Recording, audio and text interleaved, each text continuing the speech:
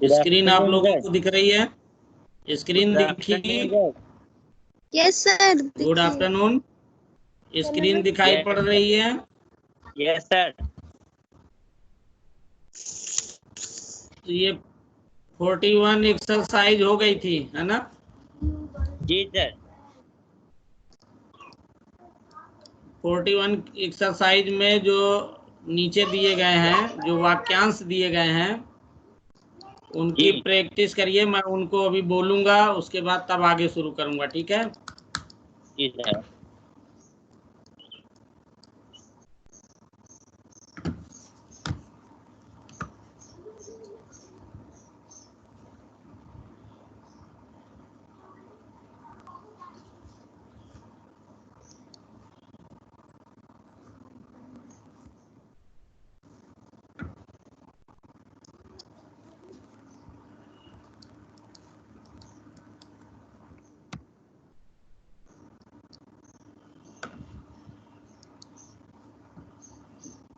दिखाई पड़ रहा है एक्सरसाइज 41? अभ्यास 41 सभी को दिखाई पड़ रही है? जी सर, दिखाई दे रही। ये देखिए 6 नंबर और 7 नंबर जो ये वाक्यांश दिए गए हैं, इनकी प्रैक्टिस आप लोगों ने की थी कि नहीं की थी? जी सर। कितनी स्पीड में आप लोग लिख पा रहे हैं इस एक्सरसाइज को?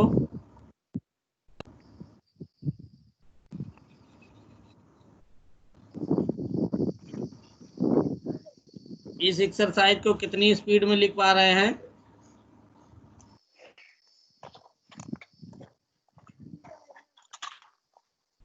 हेलो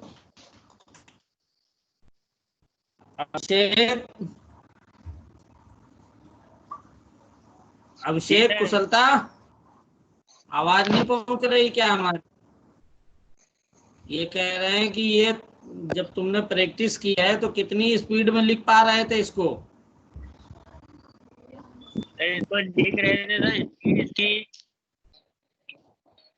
उसमें IQ में सर वो किए थे।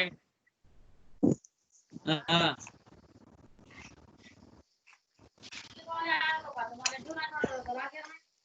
आवाज अब सभी लोग म्यूट कर लीजिएगा। आवाज हमारी क्लियर है ना? हमारी आवाज क्लियर पहुंच रही है? जी सर। सभी लोग म्यूट कर लीजिए और डिक्टेशन लेने के लिए तैयार रहिए। मैं इसको बोलूंगा, आप लोग लिखिए।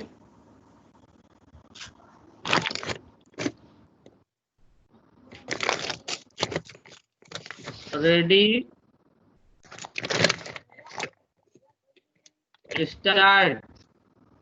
यदि कोई यह चाहता है कि उनकी बनी हुई चीजें दूर दूर तक पहुंचे, सारे संसार में मशहूर हो, तो उसको बड़ी ईमानदारी, मेहनत और लगाव के साथ इस महान काम को करना चाहिए।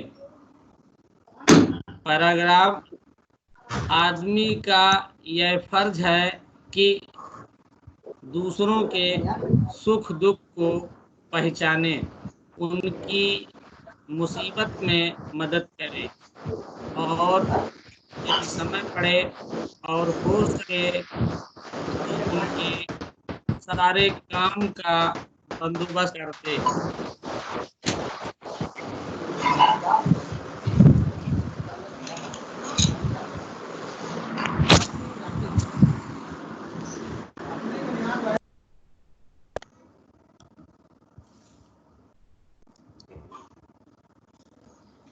क्यों महोदय जी, आपकी उस दर्जी के बाबत क्या राय है? कपड़े खूब अच्छे सीता है, उसके बने हुए कपड़े पहनने से जी खुश हो जाता है। आज तो वह आपके यहाँ आया था, आपने उसे क्या जवाब दिया?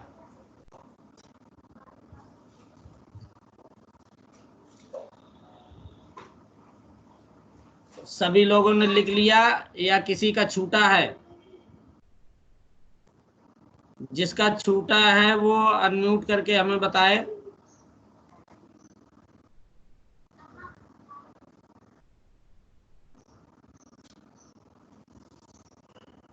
सभी लोगों ने लिख लिया इसका मतलब?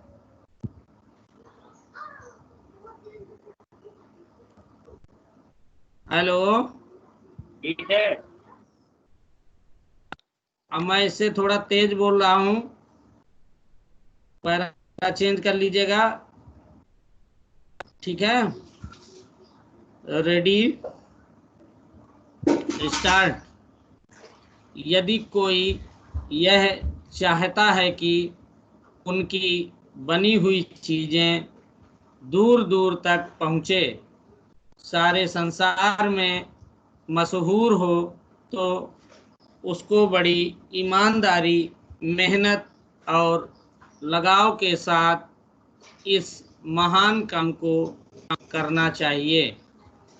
आदमी का यह फर्ज है कि दूसरों के सुख दुख को पहचाने, उनकी मुसीबत में मदद करे और यदि समय पड़े और हो सके तो उनके सारे काम का बंदोबस्त कर दे।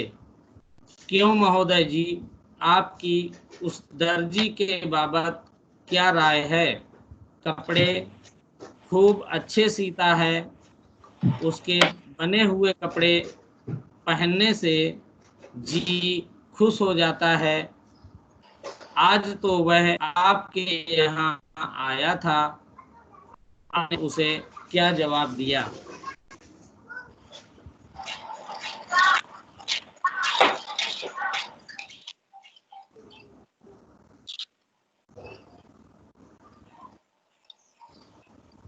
अब देखिए, आती हैं द्वध्वनिक मात्राएं। ऐसी मात्राएं, इन्हीं शब्दों में जब वो दो मात्राएं एक साथ आती हैं और इनकी जो ध्वनि होती है वो अलग अलग होती है उन मात्राओं की, तो उन्हीं को द्वध्वनिक मात्राएं कहते हैं।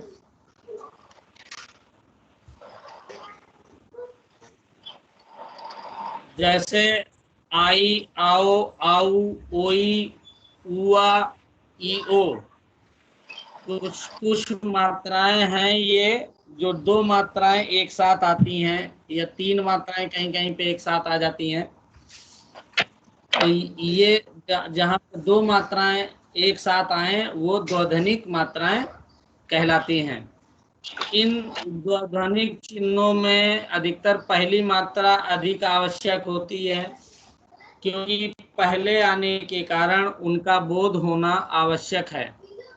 उनके बाद आने वाला स्वर तो सोच कर भी निकाला जा सकता है। इसीलिए यह बताने के लिए कि किसी स्थान पर एक मात्रा और दूसरा स्वर है, एक विशेष चिन्ह से काम लिया जाता है। यह चिन्ह जो है आपको दिए गए हैं, एग्जाम्पल देखिएगा। एग्जाम्पल एक नंबर जो दिया गया है,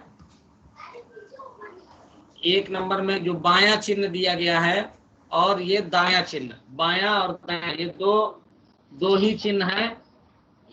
इन चिन्हों के सहारे हम द्वध्वनिक जो मात्राएं होती हैं उनका उल्लेख करते हैं, और ये किस प्लेस पे लगी हुई होती हैं उसके आधार पे उनका जो है स्वर डिसाइड होता है। तो ये मात्रा आपको दिख रही होंगी, ये बाई मात्रा है और ये दाई मात्रा है। बस दो ही ये मात्राएं लगती हैं द्वध्वनिक स्वरों में। ठीक है, और इसको लगाने के लिए ध्यान ये रखा जाता है कि पहला स्वर जो आ रहा है, पहला जो स्वर है उसी स्थान पर इसको हम लगाते हैं। तो पहला स्वर जब आपको समझ में आ जाएगा तो दूसरा स्वर ऑटोमेटिक आप निकाल लेंगे। और ये चिन्ह लगाने का यही मतलब है कि यहाँ पे दो ध्वनि आई हैं मात्राओं की, 2 स्वर आए हुए हैं, इससे ये स्पष्ट होगा। ठीक है। अब बायां बायां द्विध्वनिक मात्रा जो है वो कब यूज करते हैं, बायां द्विध्वनिक मात्रा कब यूज करते हैं, उसके लिए एग्जाम्पल दिया गया है। देखिए नियम है, वाला द्विध्वनि। पापा पूछा, उनके पापा खाएंगे तो कहना म्यूट क्यों नहीं करते हो तुम लोग, म्यूट करिए अपना।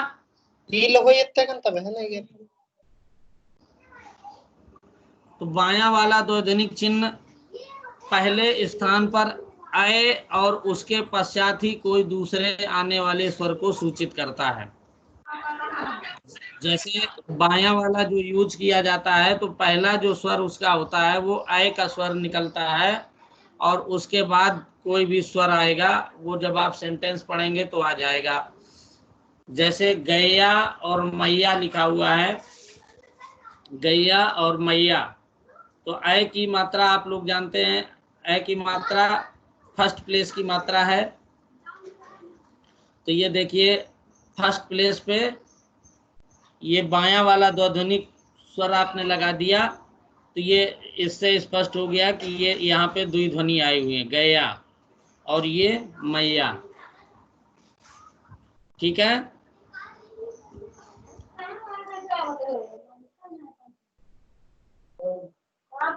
दूसरे स्थान पर ए और औ, उसके पश्चात ही आने वाला कोई दूसरे स्वर को सूचित करता है। अगर वो दूसरे स्थान पर किसी भी व्यंजन के सेकेंड प्लेस पे वो लगाया गया है, तो सेकेंड प्लेस पे अगर लगाएंगे तो वो जो पहली उसकी जो ध्वनि निकलेगी वो ए और औ, ए निकलेगी या औ निकलेगी, और उसके पश्चात ही कोई दूसरा स्वर आएगा। अगर वो फर्स्ट प्लेस पे लगा है बायां वाला द्विध्वनिक स्वर का चिन्ह, तो आय की मात्रा पहले प्रदर्शित करेगा, और अगर वो सेकेंड प्लेस पर लगा है तो ए या औ की मात्रा को प्रदर्शित करेगा। एग्जाम्पल में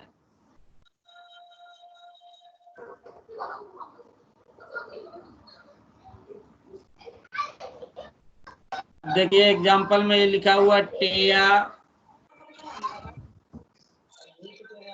दूसरा लिखा हुआ है तेऊ,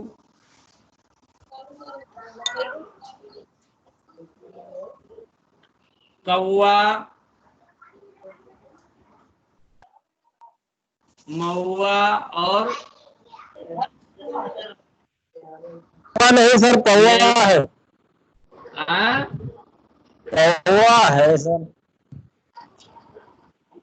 ये देखिए, ये सर पौवा है। हाँ ये पौवा है सर। हाँ वही, ये पौवा और ये लौआ। तो अगर वो सेकेंड प्लेस पे मात्रा बाई वाली जो द्विध्वनिक स्वर है, अगर वो सेकेंड प्लेस पे आ रही है, तो जो पहला स्वर है उसका ए होगा या औ होगा। ठीक है। और अगर फर्स्ट प्लेस पे वो लगा हुआ बायां वाला तो आय होगा, पहला जो स्वर आएगा आय आएगा, नेक्स्ट कोई भी स्वर आएगा। इसके बाद देखिएगा तीसरे स्थान पर ई या ई, अगर वो थर्ड प्लेस पे लगा हुआ है तो ई या ई और उसके पश्चात आने वाली कोई दूसरी मात्रा को सूचित करेगा। छोटी ई की मात्रा या बड़ी ई की मात्रा अगर थर्ड प्लेस पे लगा हुआ है, जैसे ये लिखा हुआ है पिया, तो ये जो पिया लिखा हुआ है इसको लाइन क्रॉस करके लिखेंगे। ठीक है, इसको लाइन क्रॉस करके लिखेंगे पिया, और ये किया और ये सिया। तो ये इनमें क्योंकि का की तो थर्ड प्लेस की मात्रा भी लाइन पे होती है तो इसका तो कोई मतलब नहीं, लेकिन ये जो दोनों हैं पिया और सिया, इनको आप लाइन को क्रॉस करके लिखेंगे। ठीक है।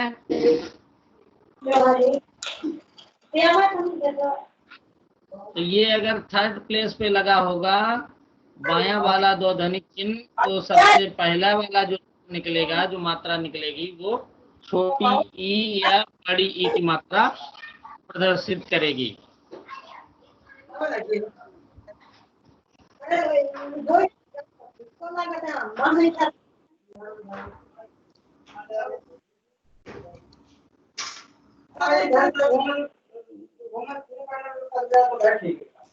अब ये देखिएगा दायां वाला द्वंद्विक मात्रा, ये तो आपने बाई वाली अभी पढ़ी कि अगर वो फर्स्ट प्लेस पे लगी है तो आएगी पहले, सेकेंड प्लेस पर है तो ए या आओ का स्वर देगी, और अगर थर्ड प्लेस पर है तो ई या ई का स्वर देगी। ठीक है, पहला जो स्वर रहेगा वो ये रहेगा।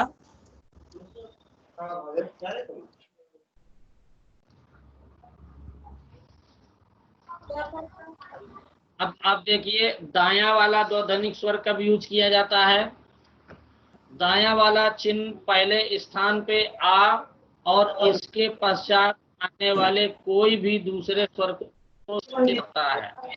अगर दायां वाला लगा हुआ है, दायां वाला द्वंद्विक चिन्ह ये वाला, ठीक है, दायां वाला द्वंद्विक चिन्ह ये है, ये अगर लगा हुआ है और वो पहले स्थान पर है, तो पहले स्थान पर वो आ की मात्रा को सूचित करेगा कि आ का स्वर जो है पहले आया हुआ है, उसके बाद कोई अन्य स्वर आएगा। ठीक है, आई के लिए एक विशेष संकेत पहले ही से निर्धारित किया जा चुका है। आई के लिए आप लोग सब चिन्ह पहले ही पढ़ चुके हैं, याद है कि नहीं याद है? आप लोगों को आई का सब चिन्ह याद है कि भूल गए? क्यों? सर जी याद है। हाँ, तो आई का सब चिन्ह तो पहले ही आ चुका है। और ये आवाज किसके यहाँ से आ रही? युगल किशोर, तुम जो है म्यूट नहीं करते हो, मैं म्यूट करे दे रहा हूँ, अब अनम्यूट मत करना। जब हम कहें तभी अनम्यूट करोगे। आई के स्थान पर पहले वाला ही चिन्ह काम में लाना चाहिए। अगर आई की मात्रा कहीं पर भी आ रही है तो आप जो पहले जो मात्रा आप पढ़ चुके हैं वही वाला स्थान में, वही वाला लाएंगे यूज में। ठीक है, जो पहले आप लोग पढ़ चुके हैं आई के लिए, वो आप लोग जो है पहले वाला ही इस्तेमाल करेंगे। ये जैसे ये ताई, बाई, ठीक है, माई, नाई, ताई, नाई, तो जो पहले की जो मात्राएं हैं वो आप जो है, जो आई की मात्रा आपको पढ़ाई गई है वही यूज करिए अगर आई कहीं पर आएगा तो। और अन्य अगर कोई मात्राएं आती हैं जैसे ताऊ और नाऊ, ताऊ और नाऊ के लिए जो है आपको जो दायां वाला द्वंद्विक चिन्ह जो बताया गया है उसको यूज करना है। ठीक है, अगर आऊ या आऊ की मात्रा अगर आती है, आऊ वाला द्वंद्विक स्वर आता है, तो आपको दायां वाला जो चिन्ह है द्वंद्विक का उसको फर्स्ट प्लेस पे लगाएंगे। और अगर आई की मात्रा आ रही है तो आई की मात्रा जो आप पहले पढ़ चुके हैं वही आई की मात्रा ही लगाएंगे आई के लिए केवल। दूसरे स्थान पर ओ, अगर ये दायां वाला फर्स्ट प्लेस पे है तो आ की मात्रा पहले आएगी, और अगर सेकेंड प्लेस पे है तो जो पहला स्वर होगा वो ओ का होगा। जैसे कोवा, खोवा, रोवा, सोवा, तो इसमें देखिएगा ये सब दाएं, जो दायां वाला है वो लगा हुआ है। ठीक है, ये देखिए लगा हुआ है दायां वाला द्वंद्विक, कोवा, खोवा,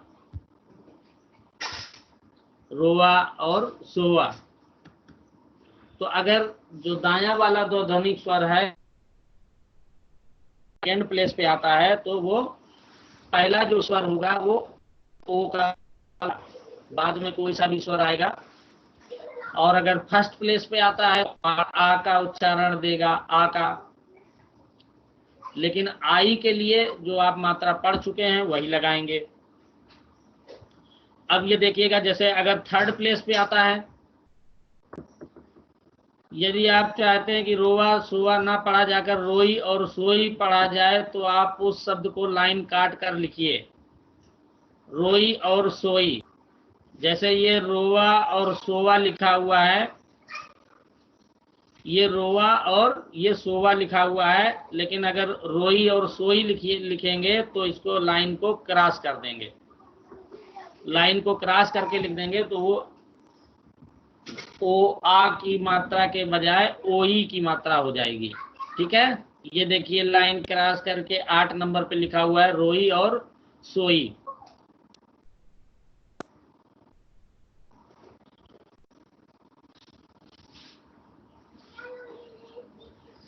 अब तीसरे स्थान पर अगर ये दाया वाला द्वंद्विक चिन्ह आता है थर्ड प्लेस पे, तो थर्ड प्लेस पे ऊ या ऊ, मतलब छोटा ऊ या बड़ा ऊ का उच्चारण देगा। जो पहला स्वर है उसके लिए ऊ या ऊ का उच्चारण वो देगा। नेक्स्ट कोई सा भी स्वर आ सकता है।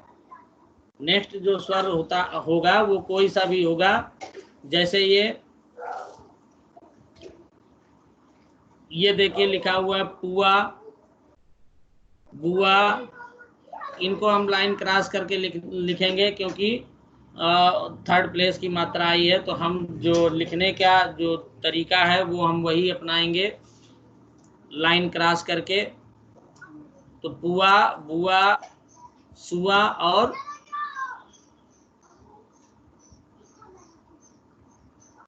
रोई।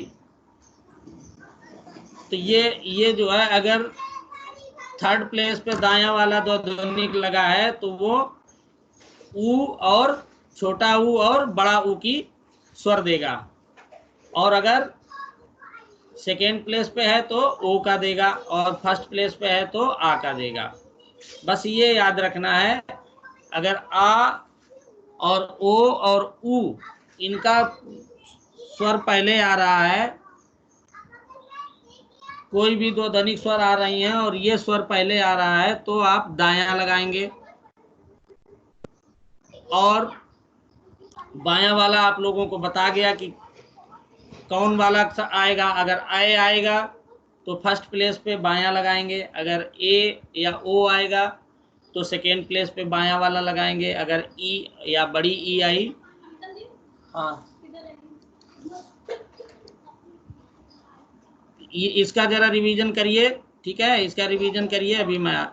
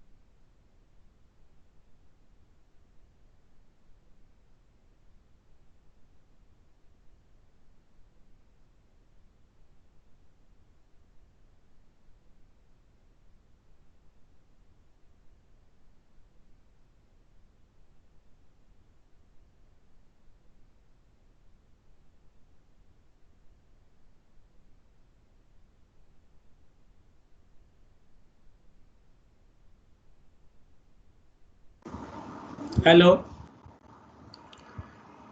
ये द्वंद्विक स्वर थे। द्वंद्विक स्वर जो है कब यूज किए जाते हैं, जहाँ पे दो ध्वनि, स्वर की दो ध्वनियाँ एक साथ आती हैं। और बायां द्वंद्विक स्वर कब यूज किया जाता है और दायां कब यूज किया जाता है, उसके नियम आप लोगों को बताए गए। इसके बाद आता है त्रिध्वनिक स्वर। त्रिध्वनिक स्वर जो है वो कल आप लोगों को बताएंगे। पहले द्वंद्विक स्वर सही से जो है प्रैक्टिस कर लीजिएगा, ठीक है। त्रिध्वनिक स्वर में ज्यादा कुछ नहीं है। त्रिध्वनिक स्वर में मैं बता ही देता हूँ, आप लोग इसकी भी प्रैक्टिस कर लीजिएगा। ये बहुत कम रेयर यूज होता है, बहुत ही रेयर कोई वर्ड होता है वहां पे जहाँ पे 3 मात्राएं एक साथ आ जाती हैं। आवाज पहुंच रही है हमारी?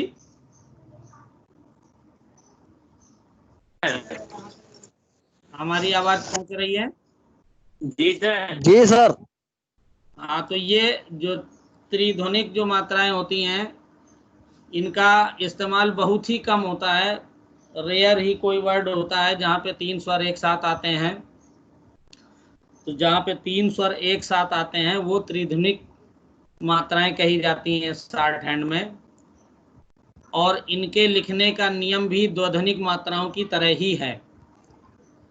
फर्क केवल इतना होता है कि द्वंद्विक संकेत में एक डैश और लगा दिया जाता है, मतलब उसमें 2 डैश लगा के बना हुआ होता है द्वंद्विक वाला, और त्रिध्वनिक वाले में एक डैश और बढ़ा दिया जाता है आखिरी में, ठीक है। और उनके लगाने के नियम वही हैं, सेम नियम है। जो नियम आपने द्विध्वनिक मात्राओं के पढ़े हैं वही सेम नियम जो है इसके भी हैं।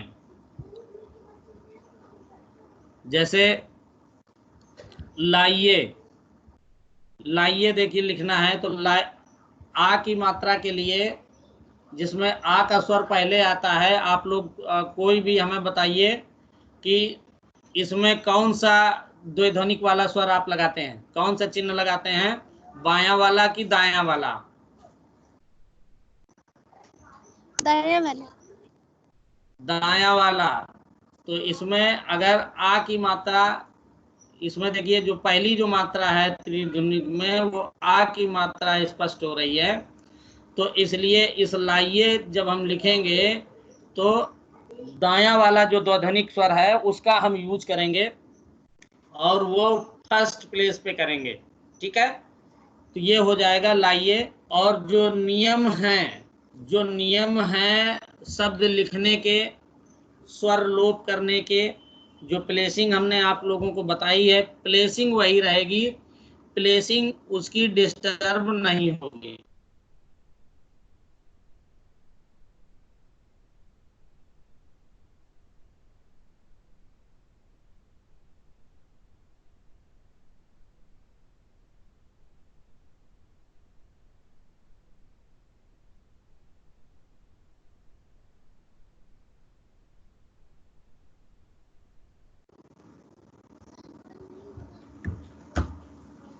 तो वही हम अप्लाई करेंगे।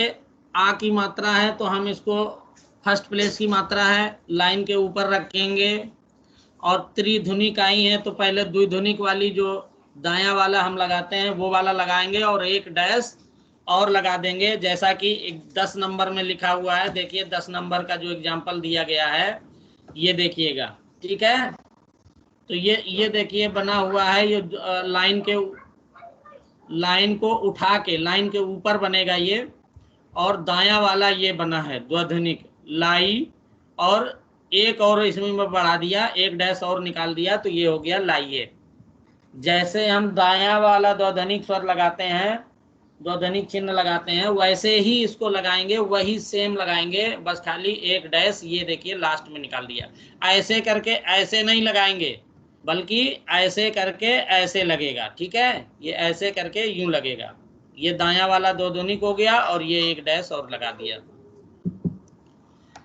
नेक्स्ट देखिएगा, ये क्या लिखा हुआ है बताइए? बुआई। क्या है? बोआई सर। बोआई या बोइये, कुछ भी हो सकता है, ठीक है। बोइये भी आ सकता है, बोआई भी आ सकता है। तो ये ओ, आ और ई, ओ, आ और ई, तीन ध्वनि यहाँ पे स्वरों की निकल रही हैं। और जो पहला जो निकल रहा है वो ओ का है, और सेकेंड प्लेस का है ओ। और ओ जो ध्वनि जो निकालता है, फर्स्ट जो मेन ध्वनि होती है ओ, वो होता है दाएं वाले द्वंद्वनिक चिन्ह में। तो दायां वाला द्वंद्वनिक चिन्ह देखिए, ये यहाँ पे लगा हुआ है सेकेंड प्लेस पर, और ये लाइन पर ही रहेगा क्योंकि सेकेंड प्लेस का है। और ये दायां वाला ये चिन्ह बना, और इसी में एक डैश निकाल दिया। ये त्रिध्वनिक मात्राएं हो गई आपकी। अब ये देखिए, ये कौन सी लगी हुई है बताइए?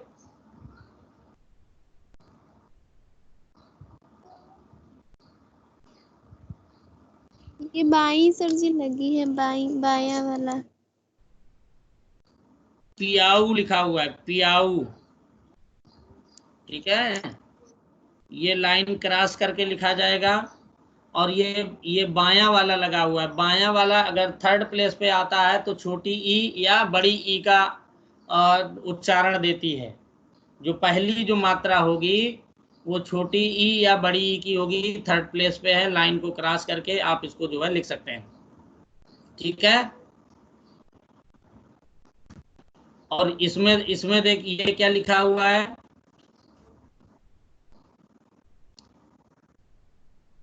इसमें इसमें बताइए, इसमें ये कौन सा बायां लगा हुआ है कि दायां लगा हुआ है? कोई बताएगा? दाया सर जी। दायां लगा हुआ है, और ये फर्स्ट प्लेस पर लगा हुआ है। तो ये अगर दायां लगा हुआ है और फर्स्ट प्लेस पे है, तो इसका जो मेन स्वर है वो कौन सा होगा?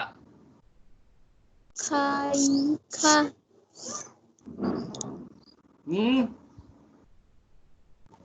बताएगा कोई कौन सा स्वर होगा?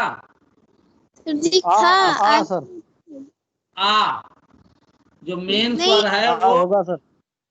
आई जो मे, होगा। जो मेन स्वर है ये इसका आ है। चूंकि फर्स्ट प्लेस पे लगा हुआ है और दायां लगा हुआ है, तो ये जो इसका मेन स्वर आएगा वो आ होगा, ठीक है। और उसके बाद फिर कोई भी स्वर आ जाए। तो ये खाइए लिखा हुआ है, ठीक है। क्या लिखा हुआ है? आ ई ए, आ ई ए, मतलब तीन स्वर यहाँ पे आ गए। तो ये आपने लिखा खाई, और यहाँ पे एक डैश और लगा दिया, तो ये हो गया खाइए। तो ये जो पहली जो पहली स्वर है उसका केवल ख्याल रखेंगे, वो हमारा कहाँ पे आ रहा है, उसके हिसाब से हम प्लेसिंग करेंगे, चाहे द्वंद्वनिक हो चाहे त्रिध्वनिक हो। और बाद वाली जो मात्राएं हैं वो आप मुहावरे से निकाल लेंगे, ठीक है। तो ये द्वंद्वनिक और त्रिध्वनिक स्वर आपके आ गए, और इनको बहुत अच्छे से प्रैक्टिस करिएगा, क्योंकि इससे स्पीड बहुत बढ़ती है। क्योंकि ये दो तीन ध्वनियां अगर एक साथ स्वर आ गए तो आप लोग लगा ही नहीं पाएंगे, या आप उसके बदले में व्यंजन लिखेंगे। तो उसके लिए ये बहुत ही स्पीड बढ़ाने में मददगार होती हैं। ज़्यादातर तीन ध्वनि तो बहुत कम आती हैं, लेकिन दो ध्वनि अधिकतर आती हैं किसी भी सेंटेंस में। और किसी भी पैराग्राफ में अगर आपको बोला जाएगा तो दो ध्वनि वाले जो है कई वर्ड आपको मिल जाएंगे। तो इन ध्वनियों को जो प्लेसिंग है वो वही जो आप स्वर की प्लेसिंग है, वही इन स्वरों की प्लेसिंग है। और जो शब्दों की प्लेसिंग है वो आप लोगों को उसी स्वर के आधार पर उन शब्दों की भी प्लेसिंग हमें करनी है। तो इस प्रकार जो है आप दो ध्वनि और त्रिध्वनि का यूज कर सकते हैं, और इसकी प्रैक्टिस करिएगा। इसके बाद कल आप लोगों को टा, ता और का के प्रयोग बताए जाएंगे, ठीक है। टा, ता और जी सर। का के प्रयोग। और इतने दिन जो है मैं क्लास नहीं ले पाया, क्योंकि हमारा मोबाइल खराब हो गया था, मोबाइल जो है हमारा खराब हो गया था, इसलिए क्लास नहीं ले पाया।